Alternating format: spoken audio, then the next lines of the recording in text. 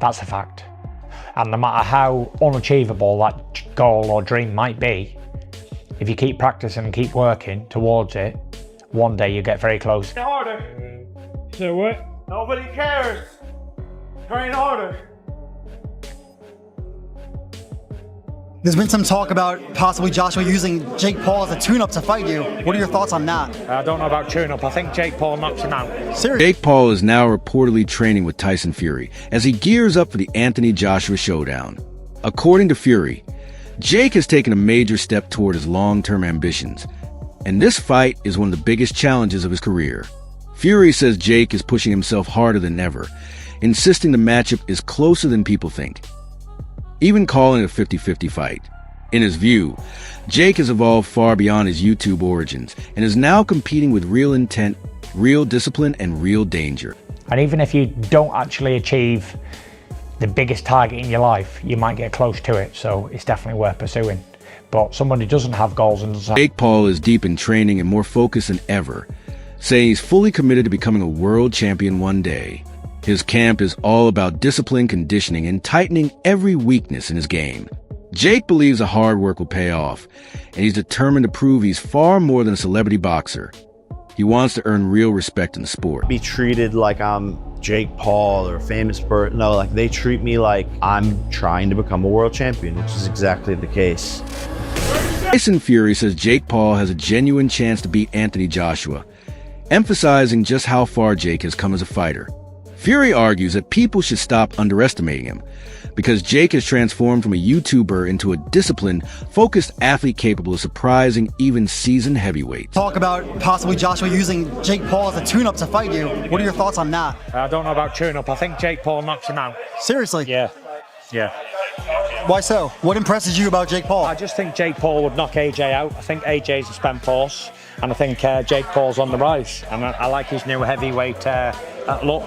Boxing has always been equal parts business and sport, and Barry Hearn makes that clear when discussing Anthony Joshua's future. According to Hearn, Joshua should seriously consider a fight with Jake Paul. Not because of legacy, but because boxing runs on economics. Hearn argues that the financial upside is simply too big to ignore. While purists might question the credibility or competitiveness of such a matchup, Hearn points out that career decisions in boxing often come down to revenue, not romance. And a Joshua versus Jake Paul showdown could generate numbers that surpass traditional fights, making it hard to dismiss on sporting merit alone. Fight Jake Paul. What's your view on that, Barry? Money.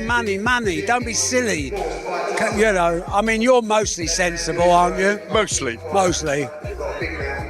Of course, we're all purists at heart, but purism doesn't necessarily pay the bills, and boxing is a money business. And the day we don't accept that and then move on, we won't understand why certain things happen. So if that fight's there next week and it's signable and they can do Joshua against Tyson Fury next year, take the Jake Paul fight in December, go and do it. 100. Sports analyst Simon Jordan has weighed in on Jake Paul's unusual rise in boxing, emphasizing how unconventional his path has been.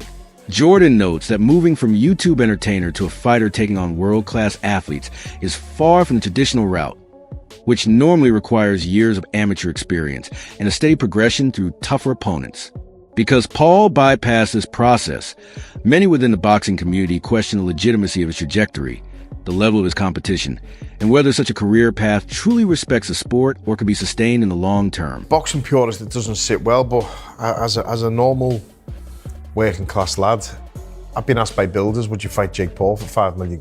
I never got £5 million for fighting anyone else in a fight, so it's the silliest question in the world. I've been retired 7 years, I'm still very confident if you give me 3 weeks to get off the couch, I'd probably still beat him with one hand. It's not, he's not a good fighter, so it's not even being disrespectful to him. As a YouTuber, as a presenter in what he does, he blows me out the water, that's his line of work, but you're stepping into boxing, another profession. Now, to call it like Canelo out, I think is disrespectful. To call Anthony Joshua out is lunacy, but we know why it's happening and why he does it. Forget Jake Paul. Forget Jake a lot of tickets. Paul. I mean, Jake Paul's going to do what Jake Paul does, but Anthony Joshua, and with respect to you and what you did and didn't earn in your career, Anthony Joshua has earned a king's ransom. Yeah. So he doesn't need to be fiddle with this, does he? No, he doesn't. But again, all I keep seeing from people out there is, when is enough enough? And I get that. But when you're retired at 33, 34, and you've got to make that last now, you've got more experience than me in this, dealing with a lot of footballers in the past as well, and business people who have to make a certain amount of budget last. Despite ongoing criticism, Jake Paul has undeniably provided several professional boxers with the biggest paydays of their careers, highlighting his financial influence on the sport. Yet his behavior hasn't been universally admired, as many analysts and fans point out that he has at times disrespected boxing legends and traditional practitioners, issuing call-outs that some view as provocative or dismissive. This contrast creates a clear tension within boxing, where Paul brings major revenue and attention, but simultaneously challenges long-standing norms, leaving many veterans and purists with mixed reactions to his presence in the sport. Exclusive, because I know that I will. I'm so sorry for my English, but I have to. See, Jake Paul does lots of good things. He has a camp for kids where he, I guess, gives training and coaching and gloves and environment for kids in Puerto Rico. He helped lots of boxers to get the bigger purse than they deserve. He has done some good things, and you are kind of trying to be on his side, but then he says something like that. Like, you almost are on his side, and then he says, I want to fight Anthony Joshua and Canelo at the same night or whatever. Jake, fighting Anthony Joshua and Canelo is not fighting Tyron Woodley or 60 years old Mike Tyson with Alzheimer's.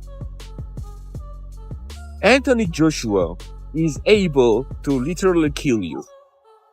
No doubt. If his mission is to kill you on the ring, he will kill you. You lost against Tommy Fury. Tommy Fury won against you. What Anthony Joshua? What Canelo, my friend? Canelo, you would need the liver replacement after Canelo fight. I promise you. I don't know. So stop doing that shit. Do the good things you are doing, and we will be on your side. Just stop saying. Discussion surrounding a potential fight between Anthony Joshua and Jake Paul goes far beyond financial appeal.